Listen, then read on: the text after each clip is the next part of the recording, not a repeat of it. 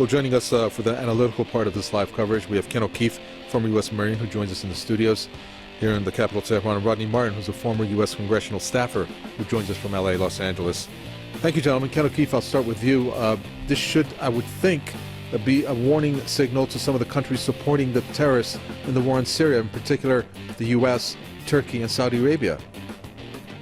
Yes, well, I hope actually that it's even more of a wake-up call for us to realize that we are ISIS, that the Western governments that are in bed with Saudi Arabia, who is the primary funder of ISIS, along with Qatar and other Gulf states, we not only provide the political cover and military assistance to Saudi Arabia while it slaughters innocent people in Yemen, but we also provide the cover for them to go ahead and do their dirty dealing with these psychopaths who are running around Syria and other parts of the world as well, Iraq.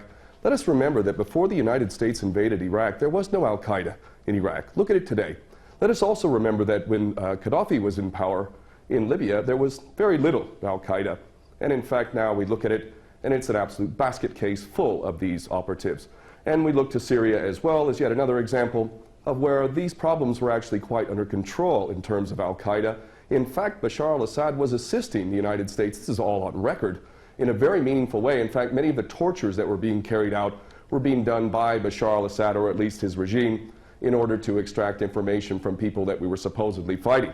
I believe that it is beyond any doubt for any sensible person to realize that not only is the United States providing the financial cover, military cover, political cover for these terrorists through our proxies, but we've also, in pure technical sense, provided the training for these people in Jordan and Turkey. Another one of our best friends has been shuttling these psychopaths across the country from Turkey into Syria for a long time now. So the idea that the West is actually fighting a war against ISIS is beyond ridiculous. So what we really need to do is start realizing the fact that we are ISIS, and the reason why our corrupt, treasonous governments are carrying out these policies is because they do not represent us. They represent the bankers, and the bankers make a hell of a lot of money off of war. And more importantly, as long as we're all fighting each other, as long as we're all not trusting each other, as long as we're all simply being played as pawns over and over, then they can maintain this tyrannical system of never-ending war. So this is really the wake-up call. What has happened in Paris is us. We are responsible through our corrupt governments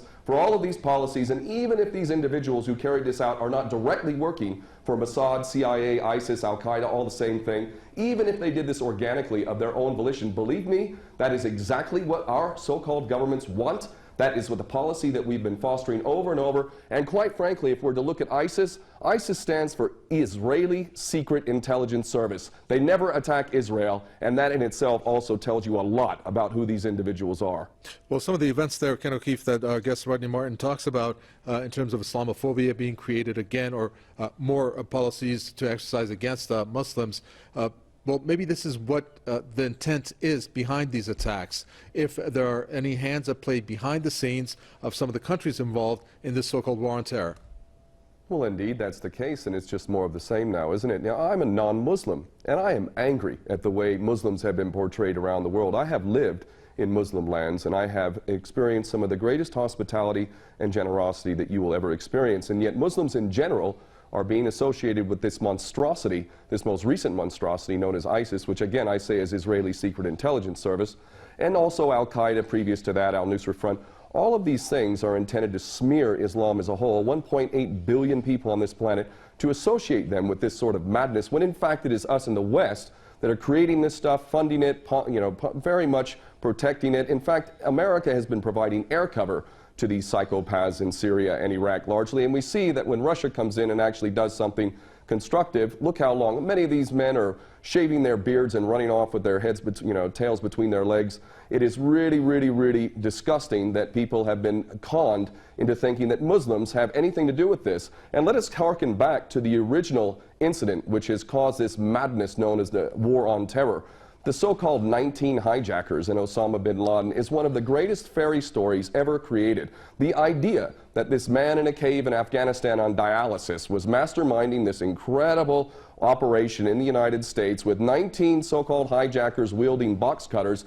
Mohammed Atta among them, snorting cocaine and hanging out with strippers in Florida, that these people are responsible for this event in defiance of the greatest military machine in the history of mankind, never mind all of the evidence that's come forward that makes the official version of 9/11 beyond ridiculous. Muslims did not carry out 9/11. In fact, those who blame the Muslims, primarily the Jewish supremacist Zionist-controlled media of America and the government which is controlled by these Jewish supremacist Zionists in America, all of them parrot the same ridiculous, tired old line that Muslims are responsible. And this is an agenda which is intended to create a clash of civilizations. And if we are smart as people, we're going to see the agenda for what it is, and we're going to realize that those who are collaborating in this agenda need to be held to account for literal war crimes and crimes against humanity. And I'm including in that not just the politicians in the military, but those in the media who have perpetuated these lies, because there is no way that they could possibly believe this nonsense. These people have literally sold their soul to the service of the devil. This piece of breaking news that's at the bottom of the screen, Ken O'Keefe, that states, it's a message from Assad to Hollande. France suffered on Friday the brutality of terrorism that that has plagued Syria for more than 5 years. That's quite telling in terms of what Syria has experienced. Your reaction to that statement? Yes, it is truly incredible that we listen to anyone, whether it's Francois Hollande or Obama or any of these other puppets, as if anything they says has any merit whatsoever. There is no moral authority at all in the West. When these people get up, they are an embarrassment to all of us who have a functioning brain and a heart. These people are traitors, whether they come from France or whether they come from Britain or America, and everything they say is to be taken as complete and total rubbish. The idea that France and the West is not directly responsible for the mayhem that has been occurring in Syria is again beyond ridiculous. We know for a fact how we've been supposedly funding and supporting the moderate rebels. There is no such thing. Even recently, a U.S. general admitting that there may be 4 or 5 of these people in Syria. The entire policy is intended to create havoc in the Middle East, and it is extremely important that people around the world begin to fully comprehend that these policies that are being carried out in the Middle East are actually not failures. I'm getting sick of hearing so-called experts talking about geopolitics and how America is failing to learn from its mistakes and all of this nonsense. These are not mistakes. These are intentional policies to wreak havoc, to sow the seeds of sectarian hatred. Again, let me cite the fact that before we took Saddam Hussein out in Iraq, there was no Al-Qaeda in Iraq. Also, when we played this game in Libya, there was no such thing as ISIS and all of this madness that's going on in Libya today. Syria, again, while it had its problems, and it certainly had its human rights abuses, most definitely did not have the problem that it has today. Every country that we touch by Western policy, every country that we touch in the Middle East is full of these monsters. Let's look to Iran, the country that we claim to be the biggest threat to everyone, the Israeli Jewish supremacist agenda, which constantly tells us that Iran is the big threat to the world and that it wants to wipe Israel off the map. Let's look at Iran. Let's look how many attacks by Al-Qaeda and ISIS are occurring here. Let's look at how Iran has been fighting MEK, a true terrorist force that has killed over 20,000 people in the last 20 years or so. This nation is fighting terrorism legitimately. It has provided sanctuary to Jews and Christians historically over the millennia. It has not indulged in any war for hundreds of years other than the imposed war in which we forced with our attack dog Saddam Hussein, and yet we are being told that Iran is the threat.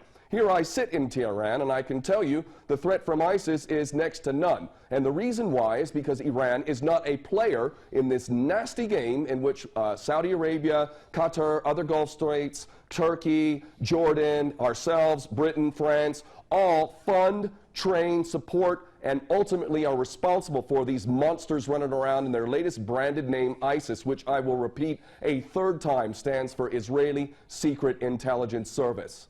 We're going to end it there. Thank you so much for that. That's Ken O'Keefe, former U.S. Marine, here in the studios with the State.